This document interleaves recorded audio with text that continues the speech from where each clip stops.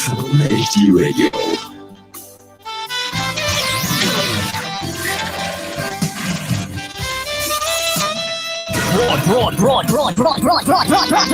Broadcasting around the world on the World Wide Web.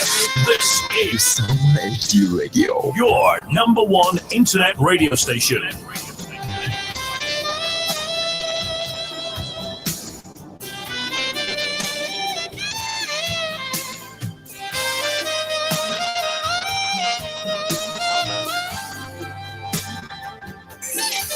In your face, all over the place.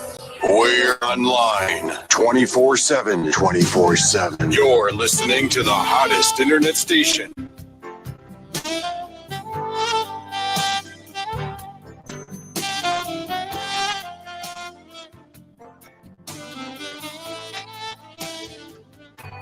Good evening, good evening, good evening.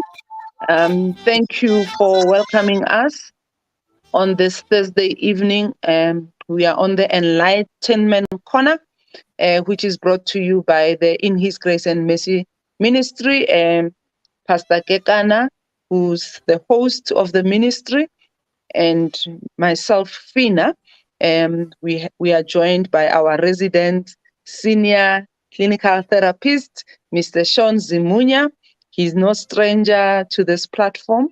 And I think, as usual, when he comes, we know that we need to have our note pens, our pens handy, because he's just going to unpack and give us a lot of nuggets. So I just want to take this opportunity to say, welcome, Sean. Thank you for always heeding the call and always, being ready to join us and just teach our people, teach us skills that are needed in making sure that we navigate life. So this being Women's Month, of course, I get to do a lot of talks. I get to be invited to a number of events. And on Saturday, I was at an all-women event, where close to 100 women in the room, were there sharing their stories. And the theme across that event was how women are abused physically, emotionally, financially, spiritually, all the different abuses that you can think of. And how there was a sense of one, anger, but also a sense of women feeling like they cannot, a number of them spoke about how they are now trying to rebuild, right? And then the losses, counting the losses, the investment of time, some had to leave jobs to be housewives, and now this person that made you leave your job is now leaving you, and you don't have a sense of where to from here. And that is why I thought, since we had started on the topic of success, let's bring in the element of what does success look like, post living a traumatic life, post you experiencing trauma, loss, pain. How do you rebuild, and what are the indicators, the milestones to you achieving success, and what kind of success? So I hope, Sean, we have not thrown you off too much with tweaking the topic, because we had agreed that you'll come back with round 2 of talking about successes. So let us then welcome everyone, and I'll hand over to you just now, but let us remind people that we are live on Instagram. We're also live on Facebook on the hashtag In His Grace and Mercy, and also on YouTube using the same hashtag In His Grace and Mercy. And of course, we are also on Sauma HD Radios, which is an online radio station. And therefore, we ask that as you share, as you listen to what we are unpacking today, don't be selfish with the information. Share with others, because we need to give each other skills and tools of survival. And so, Sean, as you present, I hope people will take notes and they'll share on their Facebook pages, on their social media, for others to also get these skills and to use them. So let me open with a quick word of prayer and we then get straight to the topic. Our Heavenly Father, we thank you, Mudimu, for the day that was. We thank you for the gift of life. We appreciate that we are still here, counted among the living. We are still here, Lord, even when faced with challenges, even when we are hard pressed on all sides. We appreciate that we are not yet crushed, Lord. And we thank you that we have people in our lives who are willing to impart knowledge, who are willing to fill our cups with knowledge so that we are able, Lord, to start rebuilding our lives and we are able to live again with hope. We want to give people courage. We want your people to know that all is not lost. Even when they've suffered traumas, pain, they can still get back to on their feet. They can still recover. And with you, Lord, nothing is impossible. Therefore, we ask that your spirit, even as we learn today, will touch the hearts of those who are victims, those who are surviving the scourge of gender-based violence in our country, who, Mudumaka, are trying to rebuild their lives. Be there as their comfort. Be there, Mudumaka, to help them navigate this journey. And may people like Sean and many others never lose, Mudumaka, the energy, never lose the tenacity, never lose, the zeal and the work that they do should always be recognized, and may they continue to be vessels that you use, Lord, to help bring healing to your nation. We thank you, we honor you, we celebrate you in Jesus' name. Amen. Thank you very much. Good evening, Sis Brenda, and everyone else who's joining us. We welcome you. Sean, I'm going to hand over to you. You'll take us through. We'll come in with our questions as usual. We'll come in with comments, but I trust that everyone is going to leave today's sessions having the right tools, right strategies, and being able to start rebuilding where they need to rebuild. Over to you, sir. Thank you very much, and good evening to everyone that's a part of the call. Thank you for joining us. I want to start by saying Happy Women's Month to all the women that are a part of the call. I think it's a privilege to be able to be afforded this opportunity to reach out to as many people as possible. And there's no way you ever throw me off. I'm in the business of healing in all of its shapes, all of its forms, all of the topics. So I'm perfectly fine. There's no way you would throw me off. So having said that, let's make sure that we start just by defining what is trauma. Because what I find a lot of the times is that there are so many words that people throw around, but we are not fully conscious of what they mean on a day-to-day basis. So trauma is essentially anything that is deeply distressing or any experience that is disturbing to an individual. That's what we can call trauma. So whether we're talking about something such as experiencing violence in a relationship or in a marriage, experiencing sexual assault, experiencing rejection, even going through a miscarriage, losing a loved one to death, going through or experiencing to some degree a motor vehicle accident, which of course comes with some level of injuries. All of those can be defined or classed under trauma. So for as long as it's something that is deeply distressing to you as an individual, as long as it's something that's disturbing to you as an individual, that qualifies as trauma. And I think we also need to be clear here. Our traumas are not the same. What may be disturbing to me or distressing to me may be nothing to someone else or may be simple to someone else. So we need to be careful in terms of classification of trauma itself. Understand that trauma is a deeply personal thing. So simply because to you it's a non-issue, or maybe because you're more resilient than the next person, it doesn't minimize and it shouldn't minimize what that particular person regards as trauma or what they regard as something that's deeply distressing. Having said that, trauma is also just an emotional response to disturbing experiences. The second we go through a difficult situation, our body reacts in a particular way. So you may start sweating, for example, you may start shaking, as another example. And then on a psychological level, you may start panicking, you may become anxious, you may just be in a state of confusion as a way of responding to that particular trauma. Now, the reason why that is because each and every one of us as individuals, we have what we call an internal alarm clock or an internal alarm system. So when we speak of the flight or fight response, for example, that's what we're referring to. When you're in a dangerous situation, your ability to perceive that dangerous situation is dependent on a number of factors. Your ability to regard it as a trauma is also dependent on a number of factors.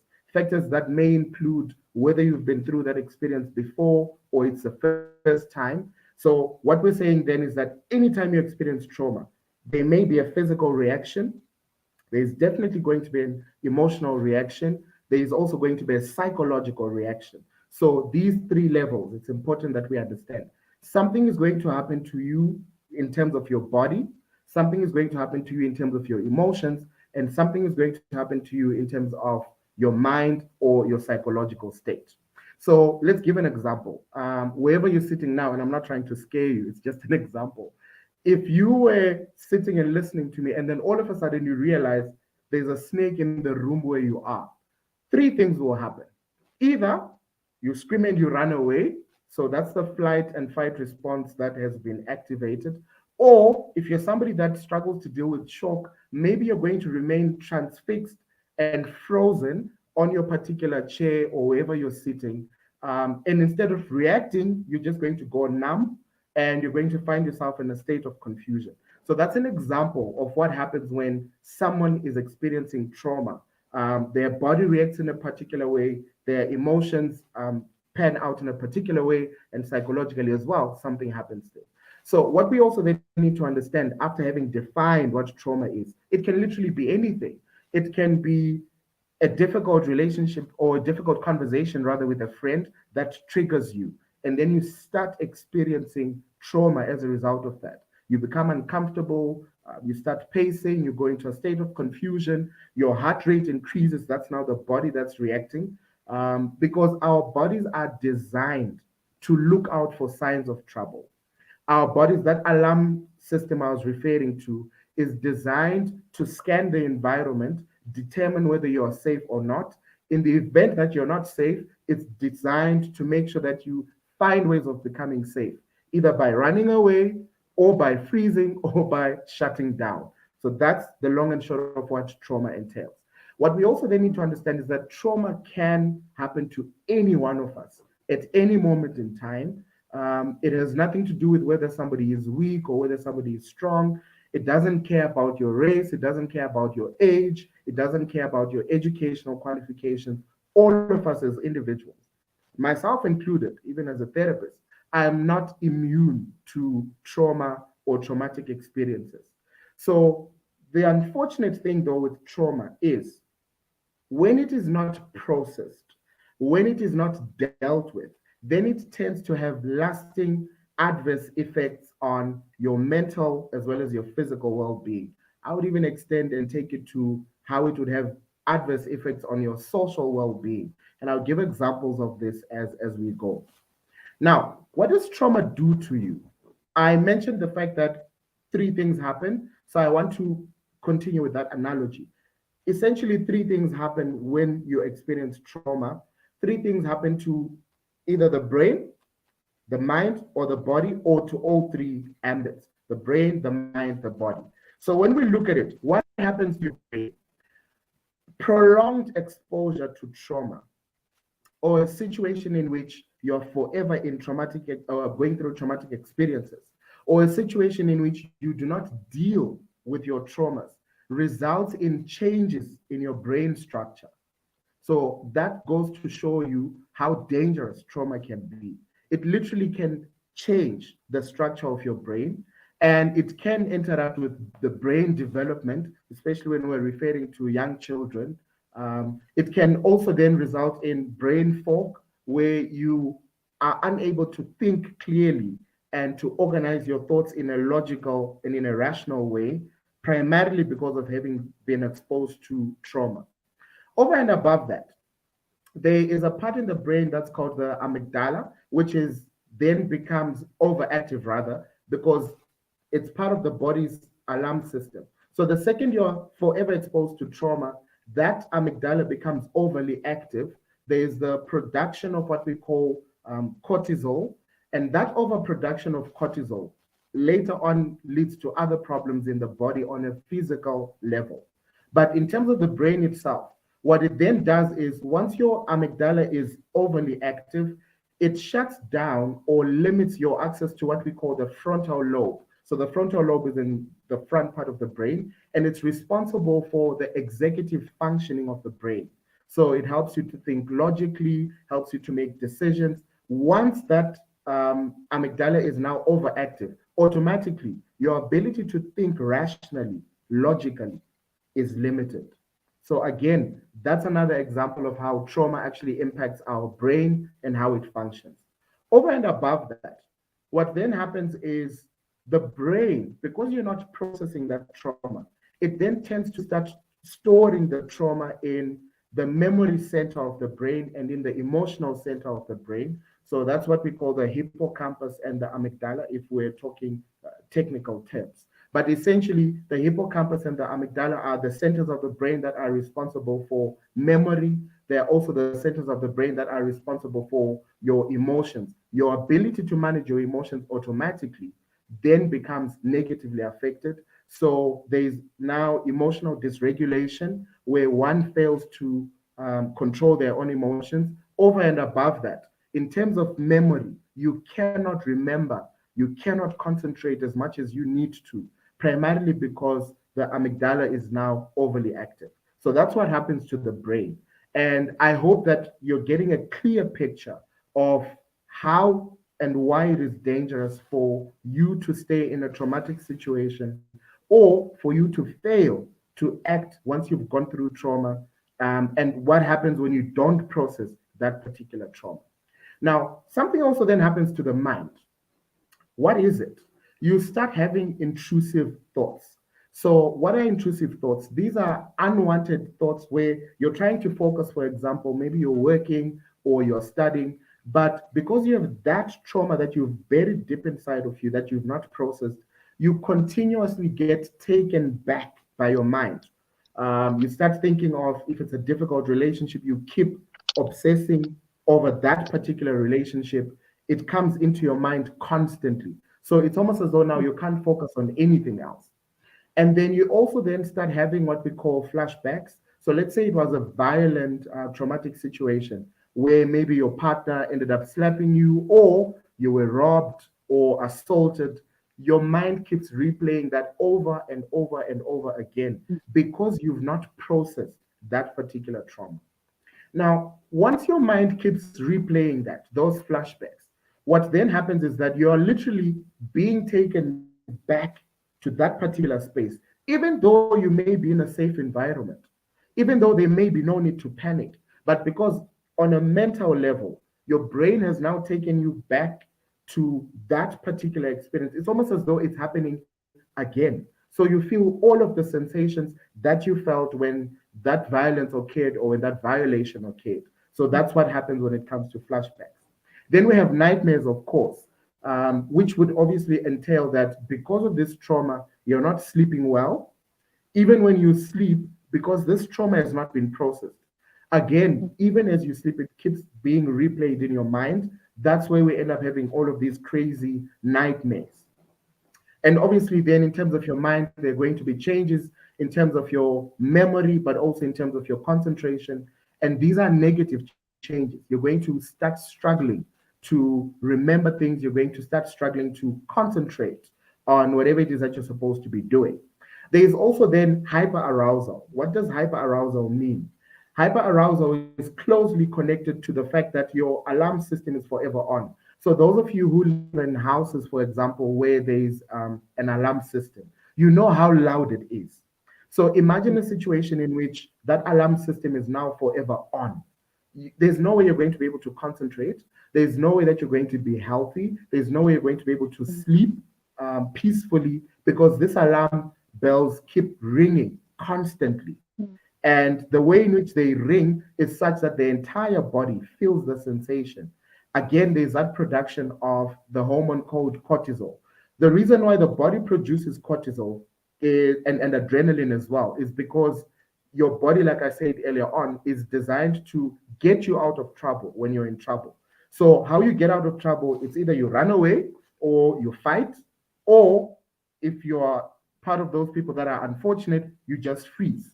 But then this production of cortisol and adrenaline keeps happening, even when you're not in the traumatic situation. But because of the flashbacks, because of the hyper arousal, it's almost as though you are still there in that situation. So you can, yeah. Sean, can I jump in there? Yeah, because sure. I mean, Sis Brenda has just put something there, and I want for us, if she gives us permission, to use her as a case study in this case, right? Because we are also trying to help her. She's saying she lost her granddaughter and her daughter in April. The daughter was 7 months pregnant. They tried to save the baby. They couldn't. So both of them, passed on. And this is affecting her negatively. So I would like to use this session to sort of unpack, what could be happening to Sis Brenda, and how can she start, dealing with this pain? Because you were saying trauma affects the brain, it changes the functioning of the brain. So that Sis Brenda doesn't fall into that. How must she cope with this? What must she start doing? What are the tools she can practically use, Not a to problem. deal with this loss? Yeah. Yeah, so we'll come to that because I wanted to go through just explaining what happens to the brain, the mind, the body, and then we'll come to what can we actually do in a practical sense. Okay, so you then also have confusion, you also have panic attacks because your mind keeps being taken back. So I'll give an example, and I hope that she's not going to get triggered by this. If there was a phone call that Sis Brenda received at 7 p.m. With the news that her daughter and by extension her granddaughter has passed on. And I want to start by saying I'm so sorry for your loss. What then happens is that each time at 7 p.m., if her phone rings, the body and the mind and the brain has already recorded that on a particular day at 7 p.m., this is the news we got through this particular cell phone. So each time her phone rings at 7 p.m., her mind and her body and her brain automatically goes back to that same sad, unfortunate news. Even if it's someone calling to say you won the lotto, you won 100 million rand, her first initial thought is going to be, okay, what has happened now? Who has passed on? Why am I getting a call at 7 p.m. again? Because she is now associating 7 p.m. and a phone call at 7 p.m. with negative news. The brain is also, she may not be doing it consciously, but the brain is doing it on her behalf because that's how the brain works. It is designed to record incidents where we were in pain, where we were violated, where we got sad news. And anytime it picks up anything similar to that particular unfortunate incident, it automatically starts sending messages to you to say, listen, be careful. Remember this happened. Remember you got a phone call. Remember the news was sad. Because that's how the brain is designed, and that's what happens when we've not dealt with that particular trauma. So body-wise, what happens? You are then likely to get body aches, headaches, chronic pain. You start dissociating. That confusion comes in again. There are sleep disturbances because obviously, I mean, if you're not at peace, if you're getting nightmares, if you're getting flashbacks, there's no way you're going to be able to sleep peacefully. Muscle tension, as well as that overproduction of cortisol that I made mention of earlier on. And now, each time you get triggered, like the 7 p.m. we're making reference to, there's that activation of the internal alarm system, otherwise also known as the flight, fight, or freeze response, whenever there's a trigger that you come across. Now, what then becomes some of the possible triggers? Anything that reminds you of your trauma will trigger you. So, to use Sis Brenda's example, if she was listening to a particular song at 7 p.m. when the phone rang, automatically each time she listens to that song, the brain has now already started to associate that song with the phone ringing at 7 o'clock with negative news.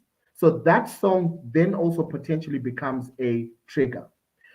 If she remembers the way in which maybe her daughter had a particular fragrance or a particular perfume that she used, each time she smells it in the air, again, that becomes another trigger that sets her off and makes it seem as though she's experiencing all of that trauma all over again. It may very well be that she's walking in the street and then she comes across somebody that looks or has the same body structure like her daughter. That again becomes a trigger. It could be places she's visited with her daughter or whatever emotional state she may find herself in. These are possible triggers. So I'm hoping that because of this example, people are understanding what we're discussing.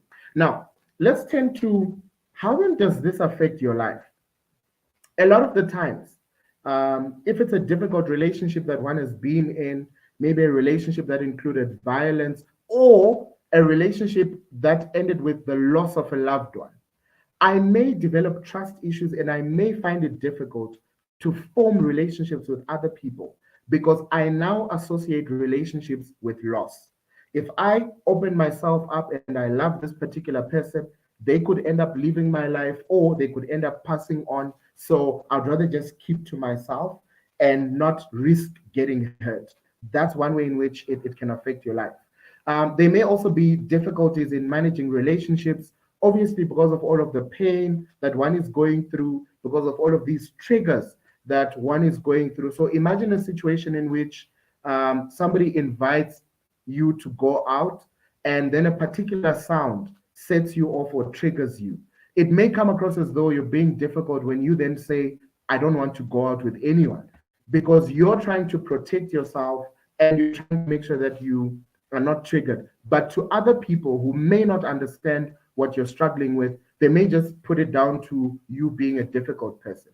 So that's why relationships also get messed up when there's trauma involved. And this is why I always advise, whenever you have gone through a traumatic experience, please find healing. We'll speak a little bit about that later on, because you don't want to move into a relationship carrying the baggage of that traumatic experience from the past, because it's going to affect your present relationships.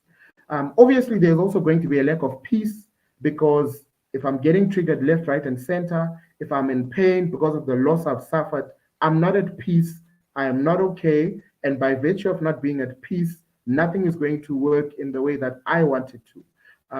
I may actually also find myself in a state where I find zero pleasure in once pleasurable experiences. So I'll give an example. If there was a particular activity that Sis Brenda used to do with her daughter, let's say they used to go and listen to Wilson Binkos, whoever he's playing on a Sunday. So, you know, the Sunday love movement. She may actually now find it difficult to enjoy that particular experience. Why?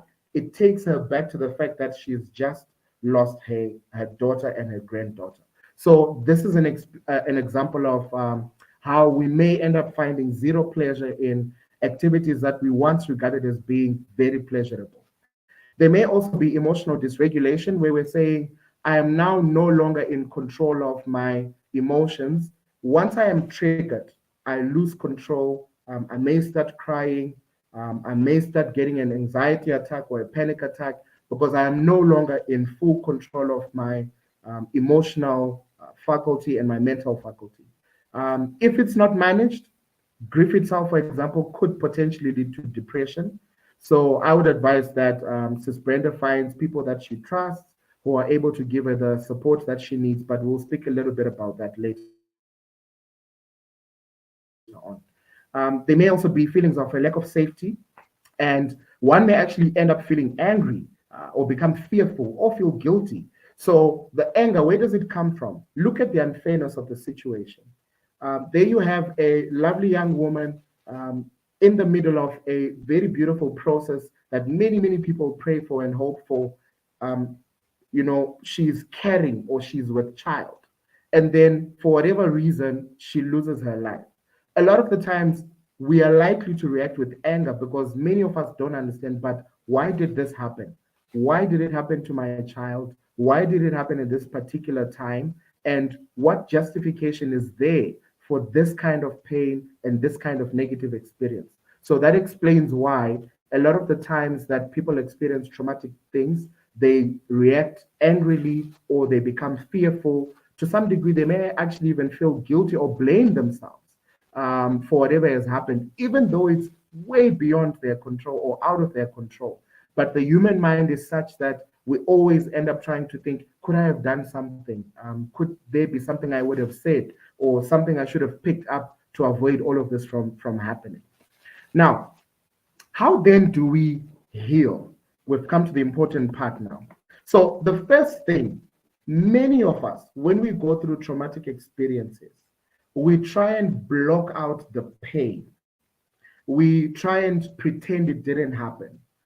Many of us also try and bury ourselves in work. We try and bury ourselves. Some end up even actually using alcohol, some drugs, some shopping as a form of escapism. But the most important thing when you're going through a painful, traumatic experience, acknowledge that it happened. Why? When you give trauma expression by acknowledging that it has happened, you are giving yourself, you're giving your brain, your mind, an opportunity to process that particular trauma. The second you don't process it, it finds ways of expressing itself because that's just how it works. Trauma needs to be explored, it needs to be expressed, it needs to be dealt with. If you simply bury it, and I see this a lot of the times, you hear people saying, well, it happened. I lost a loved one, but well, that's the way of the world. People pass on. Yeah, you may be right in the sense that people pass on, but you need to acknowledge what it has done to you. If it has caused you pain, please acknowledge that it has caused you pain. If it has caused you any kind of anxiety, acknowledge that anxiety. So you bearing trauma and not dealing with it, I will use the analogy of you shoving all of your clothes into a, let's say, a cupboard or a cabinet because you don't want to wash those clothes. At some point, that cabinet is going to be too full, and you are going to have to find clothes to wear. So ultimately, you have to wash that dirty linen because you can only buy new clothes so many times in a year or in a month. So ultimately, make sure you are washing your dirty laundry. And by dirty laundry, I mean you are processing those difficult emotions and you're not simply burying those emotions. You're not simply compartmentalizing. When we say compartmentalizing, what we mean is people try and find a box in their mind. They shove all of the difficult things they've been through, all of the difficult experiences they've been through, and then they want to pretend as though it never happened. But the way that our body is designed, at some point, that particular trauma is going to find ways of expressing itself. And it may do that through an illness. Many of the people you end up visiting in hospital, it's not actually the fact that they're physically ill. It's because there are things that they did not deal with psychologically that are now finding expression in the physical, that are now manifesting in the physical. So we call those psychosomatic illnesses. So acknowledge what happened. It's a terrible situation. You've lost a daughter, you've lost a grandchild. It's one of the most painful experiences that one can go through. Do not bury those feelings and those emotions. Open that wound, stop covering it up. That's what acknowledging what happened means. And what this means is allow yourself to feel. The other mistake that many of us make is that when we go through traumatic experiences, we try and run away from those feelings or from those emotions. And I want you to know now, if you didn't know, emotions have never been the enemy. Feelings have never been the enemy. In actual fact, animals have emotions, if you didn't know. Plants have emotions, if you didn't know. So it's a natural thing to feel something when you've gone through a difficult thing. The idea is not to run away from those feelings. The idea is to allow yourself to sit with those feelings, allow them to express themselves. So if you feel like crying, please cry. There's nothing wrong with that. In fact, it's one of the healthiest ways of dealing with trauma, allowing yourself to cry. It's also one of the many ways of actually calming down the brain, the mind, the heart itself, and putting yourself in a system where, or in a position where you are able to start processing that particular trauma. So allow yourself to feel, allow yourself to experience those particular emotions. Do not run away from them. Secondly, do not use alcohol or drugs as a form of escapism. And we tell this to patients all the time or to clients all the time. When you're going through stressful situations or depression itself or depressive episodes, we ask that you refrain from drinking alcohol. Why? Many people do not know that alcohol is actually a depressant. So it starts out as a stimulant, but the more you drink, it turns into a depressant. So what that means is if you're already in a state of depression, you drinking alcohol is only going to make that situation a lot worse. Then the other thing that Usas Brenda needs to do is to accept support. As the maxim goes, no man and no woman is an island. Now, you need to find your tribe, people that are able to support you during these difficult times. And support can mean very many things. Support could include someone just showing up to sit with you. They don't have to say anything. They just have to be present with you as you go through this difficult situation. Support could also mean allowing yourself to be taken care of by other people. So it may very well be that you now struggle to do chores such as cleaning the house, cooking for yourself. You're not finding pleasure in those particular chores because of the trauma. Allow other people to love and support you. And support would also then extend to reaching out to a professional, such as a therapist, who's then able to help you talk through those emotions, give you some coping skills and tools for you to be able to deal with that particular grief and that particular pain. And I just want to say to Oses Brenda, understand that grief is not cast in stone. There are days that it's going to be better than other days. There are days that it's going to be far much worse. Understand that you're going to go on a roller coaster ride of emotions. Allow yourself to go through that. When you feel okay, be okay. When you don't feel okay, allow yourself to feel that particular way, as long as you gain the support that you need. And understand that healing itself is not cast in stone and it doesn't come in absolute terms. Sometimes it's like waves, right? And waves sometimes, as we know, they hit against the rock and it's a difficult day and we're crying and we're sad, and that's okay. Allow yourself to feel that. And then on other days, it's much easier. We focus on the happy things that we remember about the person that we've lost, what we loved about them, and what we valued about them, the lessons that they taught us. And that's also okay. Allow yourself to feel, allow yourself to get support from the people that love you and the people that are available to you. Over and above that, practice self-care. So self-care then means zoning on the things that you love doing, the things that ground you, the things that help you find yourself, the things that help center you as an individual. So whether it's a particular song that you listen to, whether it's a particular movie that you want to watch, whether it's a particular Bible verse that you like to read, whether it's a particular shop that you like to go to, allow yourself to do that. Take good care of yourself, center yourself, allow yourself to breathe deeply, take things slowly, take it one day at a time. And that's how we start allowing the healing to come in. By the way, healing does not mean we forget, because that's another mistake that people make. Why am I still thinking of my daughter? It's been a month, or it's been 3 years, or it's been 5 years. Healing has nothing to do with forgetting. Healing is simply us getting to a state where we can say, okay, I've gone through this difficult traumatic experience. It was painful, but I've dealt with the pain. So I can actually remember these traumatic experiences without being triggered by that experience, without losing myself, without breaking down, because I have found healing. That's what healing entails.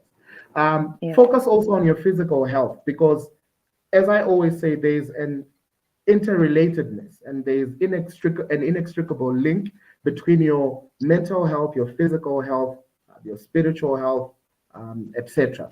So if you're not taking good care of yourself physically, it may end up affecting you mentally and psychologically. In the same way, if you're not taking care of yourself psychologically and mentally, it may end up affecting you physically. So let's make sure that you're taking Yeah. good care of yourself on a physical level. Practice mindfulness. So, what is mindfulness? We are talking about practices that center people, that help to calm us down. So, they include things such as yoga, they include things such as deep breathing. People have no idea how you can literally heal yourself through how you breathe. The deeper you breathe, the more you find healing. Because as you allow oxygen to go through your entire system, it's washing away a lot of the pain, it's washing away a lot of the toxins in your system, and it's renewing and refreshing you as an individual. That's why you find that sometimes when you go to a therapist, they take you through what we call breathing exercises. These are all designed to help you become more mindful, to help you become a lot more calm. So, an example of that would be breathing in deeply through your nose. So, taking a deep breath, such as this, through my nose, hold for a couple of seconds, and then release through your mouth. The longer you do that, the more you're resetting the brain, the more you're resetting the heart, the more you're resetting your entire system, your endocrine system, you're resetting your sympathetic nervous system, you're resetting your physical body itself. So you become a lot more calm. That's also such a great way of dealing with any anxiety attacks, any panic attacks that one may go through. And then obviously you also then need to manage stress and any of the triggers that you may be going through as a way of finding healing. How else can we heal? I want to encourage you, says Brenda, go buy a journal. And we call this the journaling technique. Some call it the letter technique. Whenever you feel strongly and deeply, some of the things that you would have wanted to say to your daughter, write them down. So write her a letter if you want to, read that letter. That gives you an opportunity to still connect to her, number one, but also it helps you deal with the grief. Let me tell you what grief actually is. Grief is an accumulation and a collection of all the love that we had for this particular person that we were previously able to express. So you could call your daughter, tell her how much you love her, you could spend time with her, you could see her as and when you wanted to. But now what happens is when a person passes on, now we're left with all of this love that we want to give this person, but they're not there anymore. So we need to find healthy and productive ways of giving that person that love. That's why journaling then becomes an important part of it, because it allows you still express the love that you have for your daughter, in as much as you are no longer able to see her in a physical sense. But also because we're spiritual beings, we know that she exists in a spirit, in the spirit world, and so you can tap into that as a way of finding healing. From time to time, light a white candle in remembrance of her, sit and think about her, go through the photographs that you have or the pictures that you have, write notes to your daughter. It helps with the healing, but it also helps to get back into your routine, because what trauma does a lot of the times is that it upsets the heart and it takes us out of our daily system. And once we are out of our routine and out of our daily system, a lot of the times we become a lot more vulnerable. So try and get back into your daily routine as quickly as possible, because that helps you to process the fact that this has happened and I need to deal with this, I need to heal, but at the same time, life still has to go on. Over and above that, remember that you're not your trauma. So this is going out to everybody that's a part of the call. You are not your trauma. You are not what has happened to you. Because sometimes we make the mistake of identifying ourselves through the traumas that we've been through. I've been divorced, or I've been raped, or I've lost a child. That's not who you are. That's just an experience that you went through as an individual. And that particular trauma does not need to define you. Our ancestors were onto something when they discovered the drum and they discovered the dances that we all have in our different cultures. Why? Movement is also healing. So there are actually forms of therapy called dance therapy, for example. The more you move, when you look at the musculoskeletal structure of an individual, you can tell we were designed for movement. So the more you move in terms of you exercising, the more you move in terms of you dancing or hiking, whatever it is that you're doing that helps you expend some physical energy, it's also good for your healing. Why? Because there's the release of what we call the feel good hormones, or in other words, the more scientific term would be endorphins. They get released each time you exercise. So, exercising is actually another great example or another great way of healing the body itself. Listening to music, moving to that music, hiking, exercising by way of walking or running, any form of physical exertion that includes movement is good for you. Yeah. It may also include things such as yoga. That is going to be good for you to find your rhythm, but also to allow all of the pressure that's built in because of the trauma to be released through your movement. So we need to Yeah. zone in on that as well. I'm quite aware that we're pressed for time now. Yeah. So, and I wanted to say, because you've given some, tools, we can continue, through the different platforms to share the full list. But Sis Brenda is mentioning a few things that I wanted you to touch on in the few minutes we have left. She says, after her trauma, she's now forgetful, right? And she Yes. no longer enjoys going to do her nails and going to do her eyelashes, things that she used to do with her daughter. She concludes by saying, a part of me died with her. So how do we help Sis Brenda live again? Because she cannot, she says she has died with her daughter, but she's still here and we want her to live to the fullest. How do we help her deal with it? Should we say go, Okay. continue doing those things? I want to hear from you, Sean. Okay, thank you for that. So, of course, there's going to be some level of ambivalence with regards to doing the things she used to do with her daughter. That's Mm, understandable. I made mention of the fact that the brain becomes foggy. We start having issues with concentration, with memory. So that's why she's becoming forgetful. Now, what I would advise is this: she needs to envision, if her daughter was here right now, what would her daughter want to say to her? And I would venture to say she wouldn't want her to stop doing those particular things, because those were some of the things they did together as a way of bonding, like mother and daughter. So, in honor of your daughter, I would advise that you keep doing those exact same things. Yes, it's going to be tricky in the first few moments that you go back to the salon or to the stylist, but the longer you do it, the more you do it, the better it becomes. And for me, part of what I always advise is, when we've lost someone we love, we need to do things in their memory and to honor them. So if it's something that you love doing with your daughter, nothing should stop you from doing that now. Continue doing that as a way of honoring your daughter, but also that's another way of getting back into your routine that you were used to, which would then help your mind come out of that state of confusion, that state of panic where we're unable to focus on anything because of the feelings that we're going through. And you're correct to say that a part of you died with her that day. But guess what? A part of you was also born that day, because these are experiences that change who you are as a person. And so, in as much as there has been a death to some degree, because some of the things I was able to do with this person, I can no longer do, there's also a birth in the sense that I'm open to other things that I can now start doing that previously I may not have been doing. So, as a way of coping, I would say open yourself up to new experiences. Surround yourself with people that love you. Do things that you may not have done previously because there is a new version of you now that has been born. Allow that particular version to also grow and also blossom. Thank you, Sean.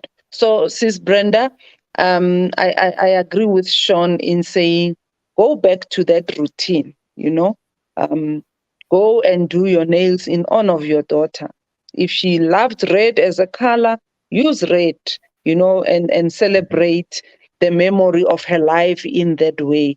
And the letter, I think, is something beautiful. You can write all your emotions, and I would even say, even take that letter to her grave. Yes. And if you feel it will make you, if it will make you feel better, you can even read that letter when you get there. And feel that you are connecting with your daughter. It's not that it's ancestral worship. It's just finding a way of connecting with your daughter who is no longer here, but realizing that she was a big part of your life, and therefore she can't be eliminated in your life by death. No. You know, yes, you can't physically see and talk to her, but you can still love her in her grave and still make sure that you connect with her through that. So please do these things, Sis Brenda, and let us know how it is going, because we do care about you. And the breathing exercises, Sean, before we leave, can you help us? And maybe all of us can just take a minute and do those breathing exercises with you, to help the brain and to just release. Yeah. Because while we might have not lost anyone, the stress of the day also affects us. Yeah. You find that when Yeah. people now go to bed, they are restless because they still have a lot on their mind. They have not released.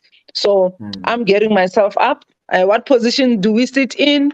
And No, everyone listening, let's try to do this exercise in the few minutes that are left. We are left with 1 minute, but we're going to cool steal stuff. another minute So, just to do this exercise. so just make sure you're comfortable. You could be sitting, you could be standing. I would actually advise that you do this each morning and each evening, right? Because it Yeah. just helps you to calm down. It helps your brain to calm down. It helps you get into a more calmer state. So what you then do is that you breathe in through your nose as deeply as possible and hold your breath for 8 seconds, Mm. right? So let's breathe in only through the nose. Breathe in Mhm. and then hold for 8 seconds. No one must faint. Ne? And then when you get to 8, which we're at now, start releasing using your mouth. So that's the most important thing. You breathe in through the nose, you release through your mouth. You release after holding for a minimum 8 seconds, then you release for about 4 seconds, you breathe in again, you keep repeating that cycle. So let's go. On the count of 3, we're going to breathe in with our nose as deeply Mhm. as possible. 1, 2, 3.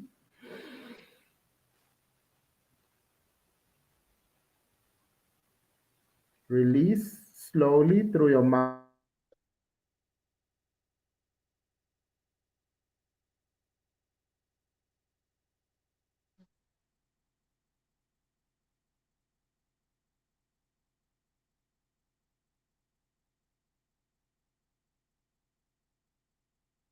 It looks like we have lost Sean, but I'm sure all of us got it. You breathe in through your nose, you hold for 8 seconds, and you release slowly through your mouth, and you do it, a couple of rounds, and I'm sure you will have something to tell us at the end.